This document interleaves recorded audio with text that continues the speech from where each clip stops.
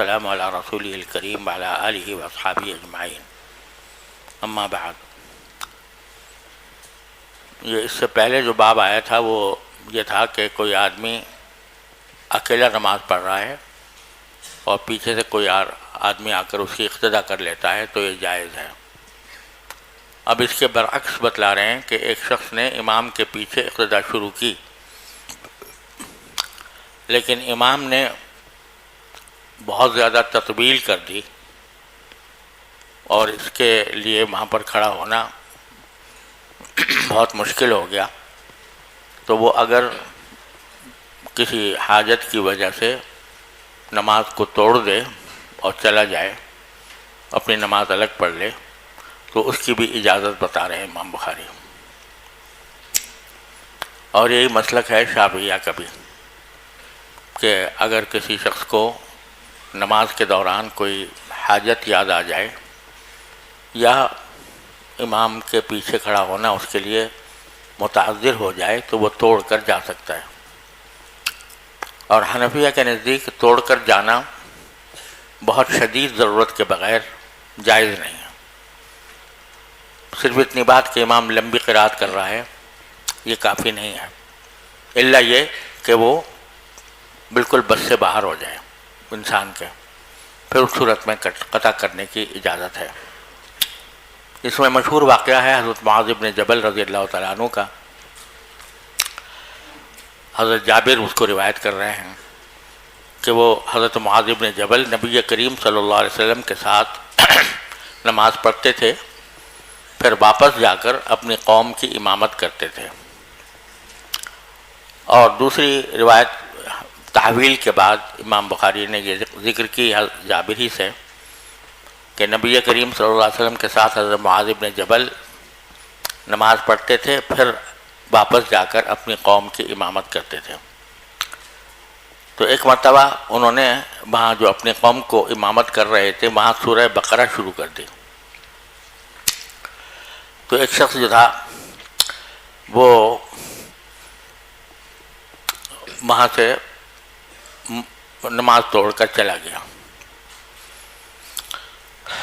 دوسری روایت میں یہ آتا ہے کہ یہ صاحب جو تھے ان کا نام بھی آیا ہے اور ان کا ذکر بھی آیا ہے کہ یہ در حقیقت بہت محنت کر کے سارا دن اور اپنی اونٹنی کو پر سوار ہو کر آ کر نماز میں شریک ہوئے تھے۔ اب انہوں نے بہت لمبی تلاوت شروع کر دی سورہ بقرہ کی، تو یہ اتنے تھکے ہوئے تھے اور دوسری طرف اونٹنی کو ایسی جگہ چھوڑ کر آئے تھے کہ جہاں اس کا اندیشہ تھا کہ وہ بھاگ کھڑی ہو، اس لیے انہوں نے نماز توڑ دی۔ اور نماز توڑ کر دوسری روایات میں آتا ہے کہ یہ انہوں نے الگ نماز پڑھ لی اپنی پوری تنہا۔ فَكَانَ مُعَاذٌ يَنَالُ مِنْهُ، تو حضرت معاذ بن جبل رضی اللہ تعالیٰ عنہ ان کو برا بلا کہتے تھے۔ نالا یا نالو کے صلے میں جب من آتا ہے تو اس کا معنی ہوتا ہے کسی کو برا بلا کہنا، کسی کو برا کہنا۔ گویا حضرت معاذ ان کے اوپر تنقید کرتے تھے کہ یہ نماز چھوڑ کر چلے گئے اور انہوں نے اکیلے نماز پڑھ لی۔ تو فبلغ النبی صلی اللہ علیہ وسلم، اس بات کی اطلاع نبی کریم صلی اللہ علیہ وسلم کو ہوئی، اور دوسری روایات میں آتا ہے کہ وہ صاحب نبی کریم صلی اللہ علیہ وسلم کی خدمت میں حاضر ہوئے اور ان سے سارا واقعہ بیان کیا، آپ سے سارا واقعہ بیان کیا، تو آپ نے حضرت معاذ کو بلایا اور فرمایا فتان فتان، تم فتنہ پیدا کرنے والے ہو، فتنہ پیدا کرنے والے ہو، 3 مرتبہ فرمایا، یا فرمایا فاتنا فاتنا فاتنا۔ راوی کو شک ہے کہ فتان فرمایا تھا یا فاتن فرمایا تھا، کہ تم فتنہ پیدا کرنے والے ہو، اس لیے کہ تم نے ایسی صورت شروع کر دی کہ دوسرے لوگوں کے لیے پیچھے کھڑا ہونا ممکن نہیں رہا۔ اور فرمایا کہ جب تم امامت کرو تو یہ خیال رکھا کرو کہ تمہارے پیچھے بہت سے لوگ ضعیف بھی ہوتے ہیں، مریض بھی ہوتے ہیں، بوڑھے بھی ہوتے ہیں، تو نماز کو اتنا لمبا نہ کیا کرو۔ اور پھر فرمایا کہ 2 صورتیں بتائیں کہ وہ پڑھ لیا کرو۔ فرمایا مفصل کے وسط سے 2 صورتیں بتائیں۔ عمر ابن دینار جو ہیں وہ کہتے ہیں کہ مجھے وہ یاد نہیں رہی، لیکن دوسری روایتوں میں آتا ہے کہ آپ نے فرمایا کہ آپ اس طرح کی پڑھا کرو کہ سبح اسم ربک الاعلی اور والشمس وضحاہا، اس طرح کی صورتیں پڑھا کرو، اور یہ لمبی صورتیں پڑھنا ٹھیک نہیں ہے جس سے کہ لوگوں کو تکلیف ہو۔ یہاں ایک تو بات یہ ہے کہ یہ صاحب جن کا نام حزم آیا ہے دوسری روایتوں میں، اور بعض میں کچھ دوسرا نام بھی آیا، قیس کا نام بھی آیا بعض میں، تو یہ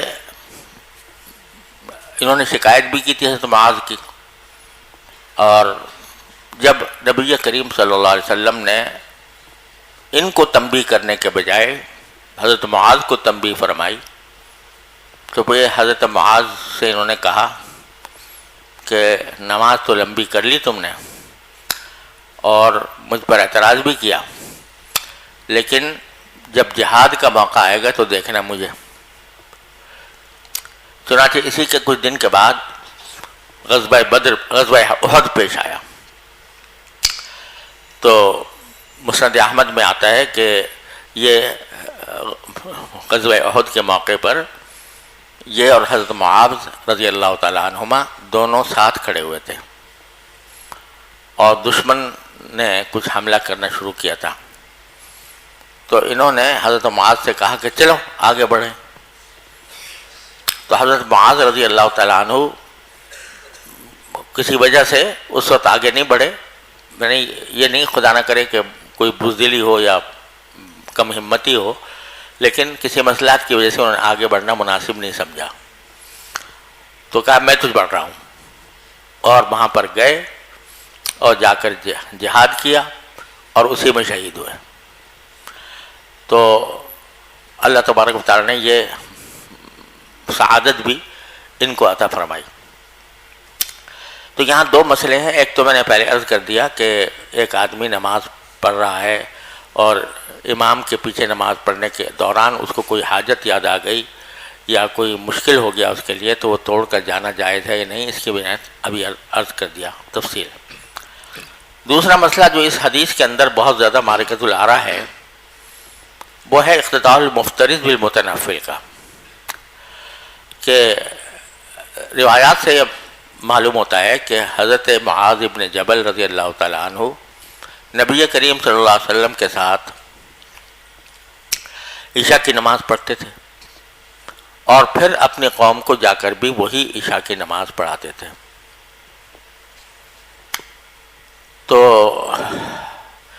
اس میں حضرت امام شافعی رحمۃ اللہ علیہ اور امام احمد بن حنبل رحمہ اللہ تعالی دونوں اس سے استدلال کرتے ہیں کہ اگر کوئی شخص متنفل کے پیچھے نماز پڑھے، فرض نماز، تو جائز ہے، کیونکہ ان کا کہنا یہ ہے کہ حضرت معاذ نے عشاء کی نماز نبی کریم صلی اللہ علیہ وسلم کے ساتھ پڑھ چکے ہوتے تھے، اور پھر آ کر اپنے قوم کی امامت کرتے تھے، تو جب ایک مرتبہ فرض پڑھ لیے حضور کے ساتھ، تو اب آ کر جو پڑھا رہے ہیں تو یقیناً وہ متنفل تھے اور ان کے پیچھے مفترضین تھے،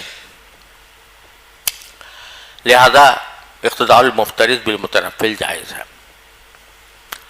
امام ابو حنیفہ رحمۃ اللہ علیہ یہ فرماتے ہیں کہ اقتداء المفترض بالمتنفل جائز نہیں، یعنی اگر امام نفل کی نیت سے نماز پڑھا رہا ہے تو پڑھ رہا ہے تو کسی فرض والے کے لیے جائز نہیں ہے کہ اس کی اقتداء کرے۔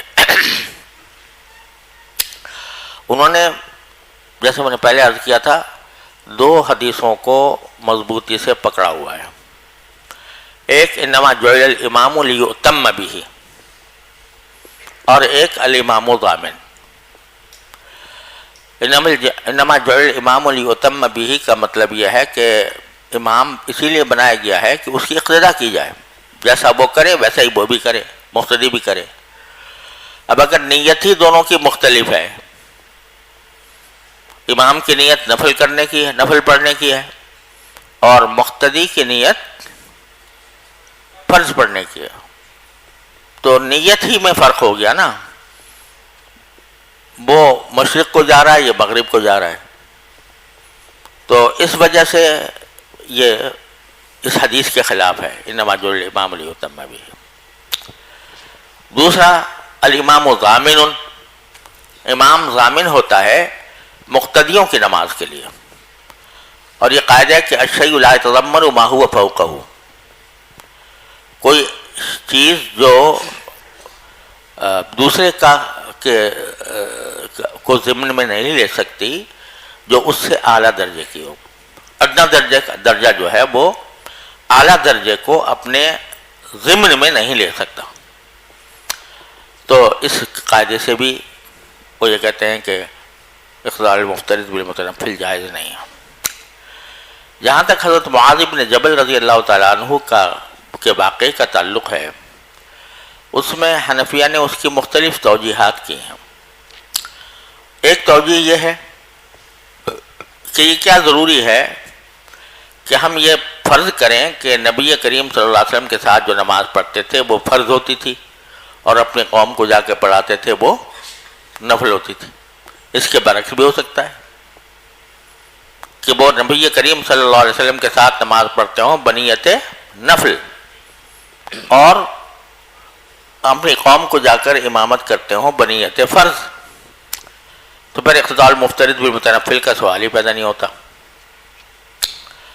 لیکن یہ جواب متعدد روایتوں کی روشنی میں درست معلوم نہیں ہوتا، کیونکہ بعض روایتوں میں صراحت ہے کہ وہ جو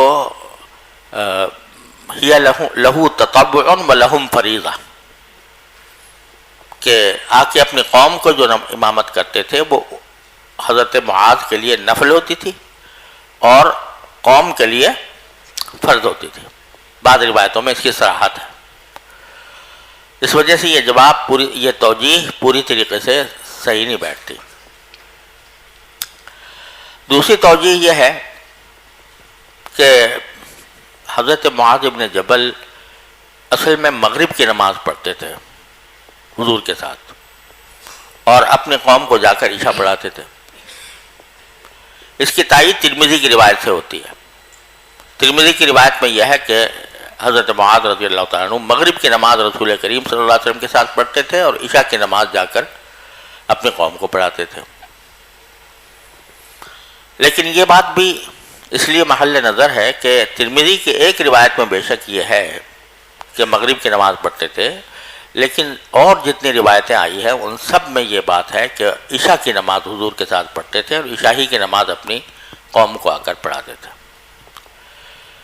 لہذا یہ کہنا بھی آسان نہیں ہے کہ یہ مغرب والی بات تھی، کیونکہ بہت سی روایتیں اس کے برخلاف آ رہی ہیں۔ تیسری بات یہ ہے کہ حضرت معاذ بن جبل رضی اللہ تعالیٰ عنہ نے جو یہ عمل اختیار فرمایا کہ رسول کریم صلی اللہ علیہ وسلم کے ساتھ نماز پڑھ کر پھر جا کر اپنے قوم کو پڑھاتے تھے، اس عمل پر نبی کریم صلی اللہ علیہ وسلم کی تقریر ثابت نہیں ہے۔ ایسا نہیں ہے کہ آپ نے پھر اجازت دی ان کو، ٹھیک ہے بیان نبی تم ایسا ہی کیا کرو کہ میرے ساتھ نماز پڑھو اور جا کر اپنے قوم کو پڑھاؤ، بلکہ اس پر نکیر ثابت ہے۔ کیونکہ مسند احمد کی ایک روایت میں آتا ہے کہ نبی کریم صلی اللہ علیہ وسلم نے جب تنبیہ فرمائی حضرت معاذ کو کہ اتنی لمبی قرات کرنا درست نہیں ہوتا، تو وہاں پر یہ جملہ ہے کہ آپ نے یہ فرمایا کہ اما ان تصلی معی و اما ان تخفف علی قومک، اما ان تصلی معی و اما ان تخفف علی قومک۔ کیا معنی ہوا اس کے کہ یا تو میرے ساتھ نماز پڑھا کرو، جس کا معنی یہ ہوا کہ پھر ان کو نہ پڑھاؤ، یا پھر اگر میرے ساتھ نہیں پڑھتے اور ان کو جا کے پڑھاتے ہو تو تخفیف سے کام لو۔ جو اما جو ہوتا ہے یہ منفصل حقیقیہ کے معنی میں ہوتا ہے۔ منفصل حقیقیہ سمجھتے ہو کہ دونوں میں تعارض ہوتا ہے، دونوں ایک ساتھ جمع نہیں ہو سکتا۔ تو اما ان تصلی معی کے معنی یہ ہوں گے کہ دو ہی صورتیں تمہارے لیے درست ہیں، ایک ہے کہ میرے ساتھ پڑھو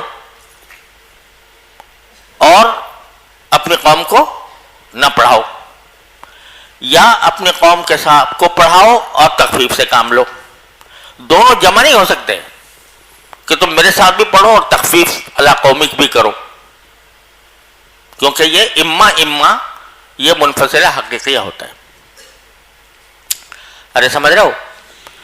یہ توجیہ جو ہے وہ خاصی مضبوط ہے کہ رسول کریم صلی اللہ علیہ وسلم نے تقریر نہیں فرمائی ان کے اس عمل کی کہ وہاں حضور کے ساتھ بھی پڑھیں اور وہاں جا کے بھی پڑھائیں اس کی۔ اور بعض حضرات نے یہ توجیہ بھی کی ہے کہ حضرت معاذ بن جبل رضی اللہ تعالیٰ عنہ کا یہ واقعہ، جیسے ابھی میں نے عرض کیا، غزوہ احد سے پہلے کا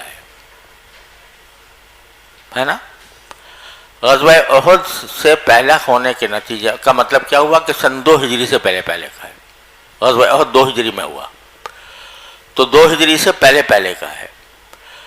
تو اس وقت ایک نماز 2 مرتبہ پڑھنے کی اجازت بھی تھی، ممانعت نہیں آئی تھی، لیکن بعد میں یہ ممانعت آ گئی کہ کوئی فریضہ 2 مرتبہ نہ پڑھا جائے، سمجھے نا؟ اسی میں یہ بھی کہہ سکتے ہیں دوسرے الفاظ میں کہ اقتداء المفترض بالمتنفل اس وقت میں گوارا تھی، لیکن جب یہ حکم آ گیا کہ انما جعل الامام لیؤتم بہ، اور یہ انما جعل الامام لیؤتم بہ جو ہے یہ آپ کو یاد ہوگا کہ حضور کے سقوط عن الفرض کے واقعے میں آپ نے فرمایا تھا، جو سن 5 ہجری میں ہوا، لہذا وہ اس کے لیے ناسخ ہوگا۔ یہ 2 توجیحات ہیں جو نسبتاً بہتر ہے، ایک یہ کہ اس پر آپ کی تقریر ثابت نہیں، اور دوسرے یہ کہ اگر کسی طرح ثبوت ہو جائے تو پھر یہ منسوخ ہے، اور انما جعل الامام لیؤتم بہ یا الامام ضامن یہ اس کے لیے ناسخ ہے۔ واللہ سبحانہ اعلم۔ سمجھ گئے بھائیو؟ چلیں آگے۔ باب تخفيف الإمام في القيام وإتمام الركوع والسجود. وبه قال حدثنا أحمد بن يونس قال حدثنا زهير قال حدثنا إسماعيل قال سمعت قيسا قال أخبرني أبو مسعود رضي الله تعالى عنه عنهم أن رجلا قال والله يا رسول الله إني لأتأخر عن صلاة الغداة من أجل فلان مما يطيل بنا فما رأيت رسول الله صلى الله عليه وسلم في موعظة أشد غضبا منه يومئذ ثم قال إن منكم منفرين فأيكم ما صلى بالناس فليتجوز فإن فيهم الضعيف والكبير وذا الحاجة. حضرت ابو مسعود انصاری رضی اللہ تعالیٰ عنہ فرماتے ہیں کہ ایک شخص نے رسول کریم صلی اللہ علیہ وسلم سے یہ عرض کیا کہ یا رسول اللہ انی لأتأخر عن صلاة الغداة من اجل فلان مما یطیل بنا،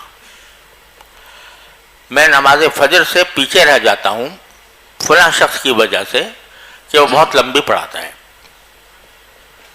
مطلب یہ ہے کہ ہمارے جو امام صاحب ہیں وہ فجر کی نماز اتنی لمبی پڑھاتے ہیں کہ میں اس کا تحمل نہیں کر پاتا، لہٰذا میں محروم رہتا ہوں جماعت سے، میں خود اپنی نماز پڑھ لیتا ہوں، ان کے پاس نہیں جا سکتا۔ ہمارے ہاں جو فجر کی نمازیں ہوتی ہیں وہ در حقیقت نبی کریم صلی اللہ علیہ وسلم کی سنت سے ذرا کم ہوتی، کیونکہ طوال مفصل ہونی چاہیے اس میں۔ اب یہاں جب بھی طوال مفصل کو پڑھتے ہیں تو اس کو 2 حصوں میں کر دیتے ہیں، جیسے آج مثلا انہوں نے سورہ تحریم پڑھی تو سورہ تحریم کو 2 رکعتوں میں تقسیم کر دیا، لیکن حضور اقدس صلی اللہ علیہ وسلم سے جو ثابت ہے کہ وہ پوری سورہ تحریم ایک ہی نماز ایک ہی رکعت میں پڑھتے ہیں۔ سورہ رحمان ہے ایک ہی رکعت میں پڑھتے ہیں، سورہ قاف ہے بکثرت فجر میں پڑھتے تھے آپ، تو وہ بھی ایک رکعت میں پڑھتے ہیں۔ تو ہمارے ہاں جو عمل ہوتا ہے وہ کم ہوتا ہے، سمجھے کہ نہیں؟ اور اگر طوال مفصل پڑھی جائیں تو کوئی اتنا لمبا بھی نہیں ہوتا کہ جو انسانوں کے لیے ناقابل برداشت ہو یا جس میں لوگوں کو تکلیف ہو. جو مسنون مقدار ہے اس میں کمی کرنا کوئی اچھی بات نہیں ہے، جو مسنون مقدار ہے اس میں. خیر تو کہتے ہیں کہ میں اس لیے نماز، اب وہاں جیسے لمبی کرنے کا معنی یہ ہے کہ بھائی سورہ بقرہ شروع کر دی، سورہ انعام شروع کر دی، سورہ اعراف شروع کر دی اور پڑھتے چلے جا رہے ہیں، تو اس قسم کی تطویل کو آپ نے منع فرمایا. لیکن جب طوال مفصل جو ہیں فجر کے اندر مسنون ہیں تو پھر وہ طوال مفصل پڑھنے میں کوئی مذاقہ نہیں ہے، نہ وہ تخفیف کے خلاف ہیں. تو جب یہ شکایت کی انہوں نے نبی کریم صلی اللہ علیہ وسلم سے، تو فرماتے ہیں حضرت جابر، حضرت ابو مسعود انصاری رضی اللہ تعالیٰ عنہ کہ میں نے رسول اللہ صلی اللہ علیہ وسلم کو کسی بھی نصیحت میں اس سے زیادہ غصے میں نہیں دیکھا جیسا کہ اس دن دیکھا. اور فرمایا کہ ان منکم منفرین، تم میں سے کچھ لوگ جو ہیں وہ لوگوں میں نفرت پیدا کرتے ہیں. جو شخص بھی نماز پڑھائے لوگوں کو فلیتجوز، تو اختصار کے ساتھ پڑھائے. فإن من فیہم الضعیف والکبیر وذا الحاجہ. تو یہ جو فرما رہے ہیں کہ اس طرح میں نے آپ کو کبھی غصے میں نہیں دیکھا جیسا اس دن دیکھا. کیوں؟ اس لیے کہ اگر کوئی انسان دین کے ذریعے لوگوں کو متنفر کرے،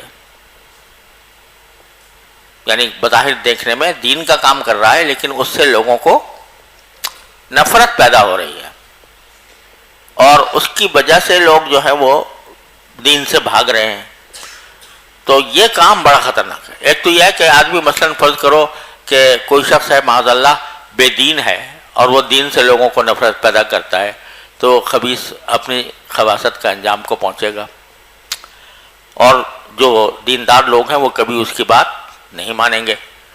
لیکن ایک آدمی ہے جو کہہ رہا ہے کہ میں دین کا کام کر رہا ہوں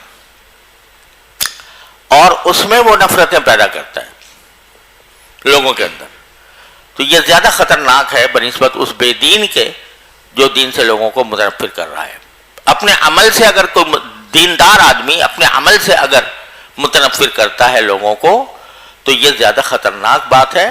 اور اسی کے اوپر نبی کریم صلی اللہ علیہ وسلم نے اتنا غضب کا اظہار فرمایا کہ کسی اور چیز پر نہیں فرمایا. تو معلوم ہوا کہ خاص طور سے ہم لوگ طالب علم جو اللہ تعالیٰ کبھی دین کے کام کی توفیق عطا فرمائے، تو کوئی ایسا کام نہ کرنا چاہیے کہ جس سے لوگوں میں دین کے خلاف تنفر پیدا ہو. مثلا یہ کہ نماز کے لیے جا رہے ہیں اور لوگوں کو تکلیف پہنچاتے ہوئے جا رہے ہیں. آج کل بکثرت یہ ہوتا ہے جو گاڑی والے ہوتے ہیں وہ ایسی جگہ گاڑی جا کے پارک کر دیتے ہیں مسجد کی میں جماعت حاصل کرنے کے لیے کہ دوسرے گاڑی کا راستہ بند ہو جاتا ہے. اب آیا تو ہے وہ جمعہ کے لیے اور بظاہر دین کا کام کر رہا ہے، جمعہ پڑھنے کے لیے آیا ہے، لیکن گاڑی ایسی جگہ کھڑی کر کے چلا گیا کہ دوسروں کا راستہ بند ہو گیا. اب خود تو آرام سے نفلیں پڑھ رہے ہیں وہاں مسجد میں، اور جو آدمی فارغ ہو کر جانا چاہتا ہے، اپنی گاڑی نکالنا چاہتا ہے، وہ بے بس ہے، نہیں نکال سکتا. یہ ہے وہ موقع جہاں آدمی دین کے ذریعے، دین کے کام کے ذریعے لوگوں میں نفرت پیدا کر رہا ہے. اکثر و بیشتر جہاں میں خاص طور سے مغربی ملکوں میں نے دیکھا ہر نماز میں اعلان ہوتا ہے تقریباً کہ فلاں نمبر کی گاڑی جو ہے وہ بے جگہ کھڑی ہوئی ہے، براہ کرم اس کو جلدی سے نکالتے ہیں، آدمی پریشان ہو رہے ہیں. تو ایسی جگہ کھڑا کیوں کرے آدمی دین کے لیے کہ اس کے نام پر پھر تنفر پیدا ہوتا ہے. جب دوسرا آدمی دیکھے گا کہ بھئی دیکھو یہاں پر بدنظمی ہے اور لوگ جو ہیں وہ صحیح طریقے سے اپنی گاڑیاں کھڑی نہیں کر رہے جیسا کھڑی کرنی چاہیے، تو اس سے دین کے خلاف تنفر پیدا ہوگا.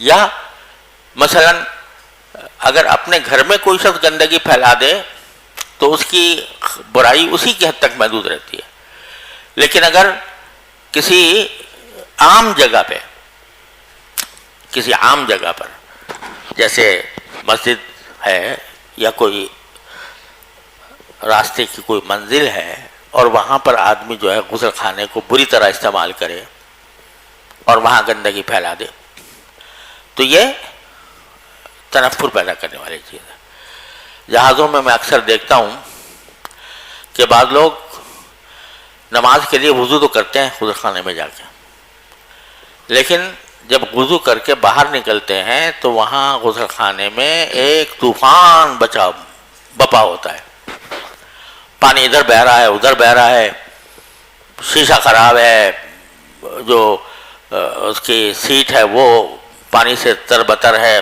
فرش پہ پانی بہہ رہا ہے۔ اب وہ اپنی وضو کر کے آ گئے کہ بھئی نماز پڑھنی ہے، لیکن دوسرا آدمی آئے گا تو اس کے لیے ایک تنفر کا باعث ہوگا۔ اگر وہ مولوی ٹائپ آدمی ہے یا نماز پڑھنے والا ہے تو لوگ سمجھیں گے دیکھو نماز پڑھنے والا اور مولوی آدمی، یہ اس کو تمیز نہیں ہے۔ میں تو اتنے سفر کیے ہیں ہوائی جہازوں میں، کبھی بھی اگر وضو کرتا ہوں تو پہلے سارا غسل خانہ خود اپنے ہاتھ سے صاف کر کے واپس آتا ہوں تاکہ دوسرا آدمی آئے تو اس کو تکلیف نہ ہو۔ اب یہاں جس جگہ مشترک چیزیں ہیں، وہاں مشترک چیزوں میں آدمی اس طرح ان کو استعمال کرے کہ آنے والے کے لیے کوئی پریشانی کھڑی ہو جائے، تو یہ بالکل گناہ ہے۔ حضرت والی صاحب رحمۃ اللہ علیہ اس کو فرماتے تھے ایذائے مسلم ہے، اور ایذائے مسلم کبیرہ گناہ ہے،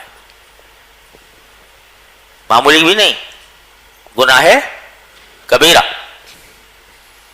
تو اب یہ گناہ کبیرہ کا ارتکاب کر رہا ہے بندہ، اور اس گناہ کبیرہ کے ذریعے پھر لوگوں کو دین سے متنفر بھی کر رہا ہے۔ یہ باتیں ہیں جو سیکھنے کی ہیں، اور اس کا جو اصل اصول ہے وہ رسول کریم صلی اللہ علیہ وسلم نے دو باتیں بیان فرما دی معاشرت کے سلسلے میں۔ ایک المسلم من سلیم المسلمون من لسانہ و یدہ، کسی بھی شخص کی تکلیف کا ذریعہ نہ بنے انسان، اور دوسرے کہ احب لاخیک ما تحب لنفسک، دوسرے کے لیے بھی وہی بات پسند کرو جو اپنے لیے پسند کرتے ہو۔ جو اپنے لیے ناپسند ہے وہ دوسرے کے لیے کیسے پسند کر رہے ہو؟ یہ دو چیزیں ہیں جو اصل الاصول ہیں معاشرت کے اصول کے، معاشرت کے معاملات میں، اور اس کے خلاف کرنے سے تنفر پیدا ہوتا ہے دین سے۔ تو اللہ تعالی ہمیں اس سے بچنے کی توفیق عطا فرمائے۔ جی باب إذا صلى لنفسه فليطول ما شاء. وبه قال حدثنا عبد الله بن يوسف قال أخبرنا مالك عن أبي الزناد عن الأعرج عن أبي هريرة رضي الله تعالى عنه أن رسول الله صلى الله عليه وسلم قال إذا صلى أحدكم للناس فليخفف فإن فيهم الضعيف والسقيم والكبير وإذا صلى أحدكم لنفسه فليطول ما شاء. جی باب من شكى إمامه إذا طول. وقال أبو سعيد رضي الله تعالى عنه طولت بنا يا بني. وبه قال حدثنا محمد بن يوسف قال حدثنا سفيان عن إسماعيل بن أبي خالد عن قيس بن أبي حازم عن أبي مسعود رضي الله تعالى عنه وعنهم قال قال رجل يا رسول الله إني لا أتأخر عن الصلاة في الفجر مما يطيل بلا فنان فيها. فغضب رسول الله صلى الله عليه وسلم ما رأيته غضب في موعظة كان أشد غضبا منه يومئذ. ثم قال يا أيها الناس إن منكم منفرين فمن أم منكم الناس فليتجوز فإن خلفه الضعيف والكبير وذا الحاجة.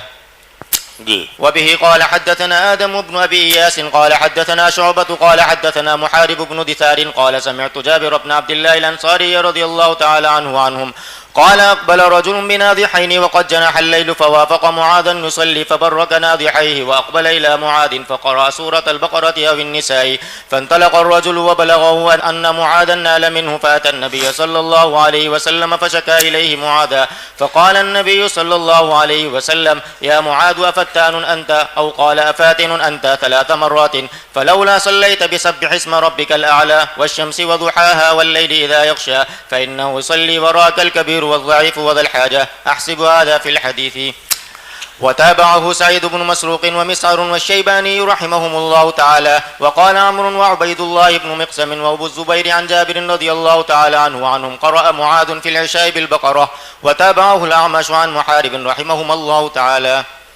جی باب الإيجاد في الصلاة وإكمالها. وبه قال حدثنا أبو معمر قال حدثنا عبد الوارث قال حدثنا عبد العزيز عن أنس بن مالك رضي الله تعالى عنه وعنهم قال كان النبي صلى الله عليه وسلم يوجد الصلاة ويكملها. یہ فرما رہے ہیں کہ نماز مختصر بھی ہو اور کامل بھی ہو. تو آپ کی نماز آپ مختصر بھی پڑھتے تھے اور کامل بھی پڑھتے تھے. اس میں در حقیقت تخفیف جو ہے نا، میں جیسے فجر کی بات آپ لوگ کر رہے تھے، تو ایک تو طریقہ یہ ہے کہ آدمی سورت بھی لمبی پڑھ رہا ہے اور قرأت بھی خلیل حسری کی طرح کر رہا ہے، سمجھے نا؟ یعنی باقاعدہ جو ہے ایک ایک لفظ کے اوپر کئی منٹ لگا دینا، یہ مسنون نہیں ہے. مسنون یہ ہے کہ روانی کے ساتھ پڑھے آدمی، جس کو حدر کہتے ہیں، حدر کے ساتھ پڑھے اور الفاظ صاف ادا ہوں لیکن اتنی دیر نہ لگے ان کو ادا کرنے میں. حدر کے ساتھ اگر پڑھے تو بڑی سے بڑی صورت بھی پڑھ لے تو اس سے لکتاہٹ نہیں ہوتی. یہی مقصود ہے نبی کریم صلی اللہ علیہ وسلم کا. اور ماشاءاللہ حرمین شریفین میں جو نماز ہوتی ہے وہ اس کی ایک تصویر ہوتی ہے کہ وہ مختصر بھی ہے، اور مختصر ہونے کے معنی یہ کہ حدر کے ساتھ پڑھتے ہیں اور ساتھ ساتھ وہ مکمل بھی ہوتی ہے. تو یہی طریقہ ہے جو مسنون ہے. جی بسم اللہ الرحمن الرحیم. باب من اخف الصلاة عند بكاء الصبي. وبه قال حدثنا ابراهيم بن موسى قال حدثنا الوليد بن مسلم قال حدثنا الاوزاعي عن يحيى بن ابي كثير عن عبد الله بن ابي قتادة عن ابي قتادة رضي الله عنه عن النبي صلى الله عليه وسلم قال اني لا اقوم في الصلاة اريد ان اطول فيها فاسمع بكاء الصبي فاتجوز في صلاتي كراهية ان اشق على امه. تابعه بشر بن بكر وبقية وابن المبارك عن الاوزاعي. یہ فرما رہے ہیں حضرت ابو قتادہ رضی اللہ تعالیٰ عنہ کہ نبی کریم صلی اللہ علیہ وسلم نے فرمایا کہ میں بعض اوقات نماز میں کھڑا ہوتا ہوں اور ارادہ ہوتا ہے کہ ذرا طویل قرأت کروں گا، لیکن کسی بچے کے رونے کی آواز سن لیتا ہوں تو نماز میں اختصار کر لیتا ہوں. کراہیۃ ان اشق علی امی،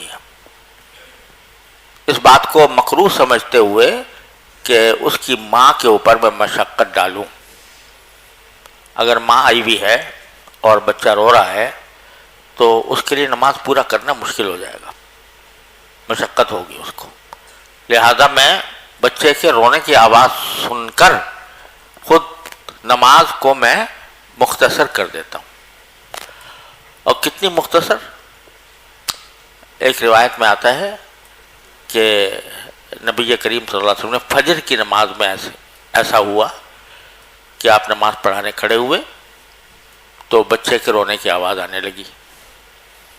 تو آپ نے فجر کی نماز میں انا اعطیناک الکوثر قل واللہ احد پڑھ کے نماز پڑھائی. فجر کی نماز تو اختصار اتنا کر دیا بچے کے رونے کی وجہ سے. اس سے معلوم ہوتا ہے کہ نبی کریم صلی اللہ علیہ وسلم کی امت پر کس قدر شفقت تھی. اور بات اتنی نہیں ہے کہ آدمی امام بن کے نماز پڑھا کے آ گیا، بلکہ مقتدیوں کے حالات کا لحاظ رکھنا اور ان کی ضرورتوں کا لحاظ رکھنا یہ بھی امام کا فرض ہے. اب کبھی میرے خیال میں کہیں امامت فجر کی کوئی شخص نے انا اعطیناک الکوثر سے قل هو اللہ احد سے نہ کی ہوگی، لیکن نبی کریم صلی اللہ علیہ وسلم سے مروی ہے کہ آپ نے یہ اس موقع پر آپ نے اس طرح اختصار سے کام لیا. جی وبه قال حدثنا خالد بن مخلد قال حدثنا سليمان بن بلال قال حدثنا شريك بن عبد الله قال سمعت انس بن مالك رضي الله عنهم يقول ما صليت وراء امام قد وخف صلاه ولا اتمس من النبي صلى الله عليه وسلم وان كان لا يسمع بكاء صبي فيخفف مخافه ان تفتن امه. جی وبه قال حدثنا علي بن عبد الله قال حدثنا يزيد بن زريع قال حدثنا سعيد قال حدثنا قتادة أن أنس بن مالك رضي الله عنهم حدثه أن نبي الله صلى الله عليه وسلم قال إني لأدخل في الصلاة وأنا أريد إطالتها فأسمع بكاء الصبي فأتجوز في صلاتي مما أعلم من شدة وجد أمه من بكائه. جی. وبه قال حدثنا محمد بن بشار قال حدثنا ابن أبي عدي عن سعيد عن قتادة عن أنس بن مالك رضي الله عنهم عن النبي صلى الله عليه وسلم قال إني لأدخل في الصلاة فأريد إطالتها فأسمع بكاء الصبي فأتجوز مما أعلم من شدة وجد أمه من بكائه. وقال موسى حدثنا أبان قال حدثنا قتادة قال حدثنا أنس رضي الله عنهم عن النبي صلى الله عليه وسلم مثله. جی. باب إذا صلى ثم أمام قوما. وبه قال حدثنا سليمان بن حرب وابو النعمان قال حدثنا حماد بن زيد عن أيوب عن عمرو بن دينار عن جابر رضي الله عنهم قال كان معاذ يصلي مع النبي صلى الله عليه وسلم ثم يأتي قومهم فيصلي بهم. یہ وہی واقعہ ہے، تفصیل سے آئے گا. جی. باب من أسمع الناس تكبير الإمام. وبه قال حدثنا مسدد قال حدثنا عبد الله بن داود قال حدثنا الأعمش عن إبراهيم عن الأسود عن عائشة رضي الله عنها وعنهم قالت لما مرض النبي صلى الله عليه وسلم مرضه الذي مات فيه أتاه بلال يؤذنه بالصلاة قال مروا أبا بكر فليصلي بالناس فقلت إن أبا بكر رجل نصيف إن يكن مقامك يبكي فلا يقدر على القراءة فقال مروا أبا بكر فليصلي فقلت مثله فقال في الثالثة أو الرابعة إن كنا صواحب يوسف مروا أبا بكر فليصلي فصلى وخرج النبي صلى الله عليه وسلم يهادى بين رجلين كأني أنظر إليه يخط برجليه الأرض فلما رآه أبو بكر ذهب يتأخر فأشار إليه أن صلي فتأخر أبو بكر وقعد النبي صلى الله عليه وسلم إلى جنبه وأبو بكر يسمع الناس التكبير. تابعه محاذر عن الأعمش. باب الرجل يأتم بالإمام ويأتم الناس بالمأموم. یہ باب جو ہے اس میں بھی وہی حدیث لائے ہیں مرض وفات والی کہ بالآخر نبی کریم صلی اللہ علیہ وسلم نے امامت فرمائی تھی بیٹھ کر، اور حضرت صدیق اکبر کھڑے ہو کر اقتدا کر رہے تھے اور تکبیر بھی کہہ رہے تھے حضرت صدیق اکبر، تاکہ لوگوں تک آواز پہنچ جائے. تو یہی واقعہ ذکر کیا ہے، لیکن مقصود در حقیقت اس سے ایک مسئلے کی طرف اشارہ کرنا ہے. وہ مسئلہ جو ہے اقتداء بالتسلسل کہلاتا ہے. اس کا حاصل یہ ہے کہ امام شعبی رحمۃ اللہ علیہ کی طرف یہ منسوب ہے کہ وہ یہ کہتے تھے کہ اقتدا جو ہوتی ہے بالتسلسل ہوتی ہے، یعنی پہلی صف اقتدا کر رہی ہوتی ہے امام کی، دوسری صف اقتدا کر رہی ہوتی ہے پہلی صف کی، تیسری صف والی اقتدا کر رہی ہوگی دوسری کی، اور چوتھی کر رہی ہوگی تیسری کی، وَهَلُمَّ جَرًّا. سمجھ گئے؟ تو لہٰذا ہر ایک صف اپنے سے اگلی صف کی اقتدا کر رہی ہوتی ہے، جس کا مطلب یہ ہے کہ اگر کوئی شخص آخری صف میں ہے تو اس کے لیے امام کون ہے؟ اس سے اگلی والی صف. نتیجہ کیا نکلے گا؟ نتیجہ یہ نکلے گا کہ اگر فرض کرو کہ امام تو رکوع سے کھڑا ہو گیا، لیکن ابھی پچھلی صف والوں نے تکبیر نہیں کہی، سمجھے نا؟ تو امام کھڑا ہو چکا ہے، لیکن جو میرے سے آگے صف ہے اس نے ابھی تکبیر نہیں کہی، تو میں اگر اس وقت رکوع میں شامل ہو جاؤں تو مدرک رکعت کہلاؤں گا. سمجھ گئے؟ رکعت مل جائے گی. کیوں؟ اس لیے کہ میں مقتدی امام کا نہیں ہوں، بلکہ اپنے سے اگلی والی صف کا ہوں. وہ جب تک کھڑی نہ ہو جائے، تکبیر نہ کہہ دے، اس وقت تک میں رکوع میں شامل ہو سکتا ہوں. یہ قول منسوب ہے امام شعبی رحمۃ اللہ علیہ کی طرف سے، اور ان کا استدلال یہی ہے کہ یہ جو باب ہے نا، الرجل یأتم بالامام، ایک شخص جو ہے وہ امام کی اقتدا کرتا ہے، وَيَأْتَمُّ النَّاسُ بِالْمَأْمُومِ، اور باقی لوگ جو ہیں وہ مأموم کی اقتدا کرتے ہیں، یعنی اگلے صف کی اقتدا کرتے ہیں. اسے ایسا لگ رہا ہے کہ شاید امام شعبی ان کی تائید کر رہے ہیں، شعبی رحمۃ اللہ علیہ کی، کہ پچھلی صفوں کا جو امام ہے وہ اگلی صف ہوتی ہے.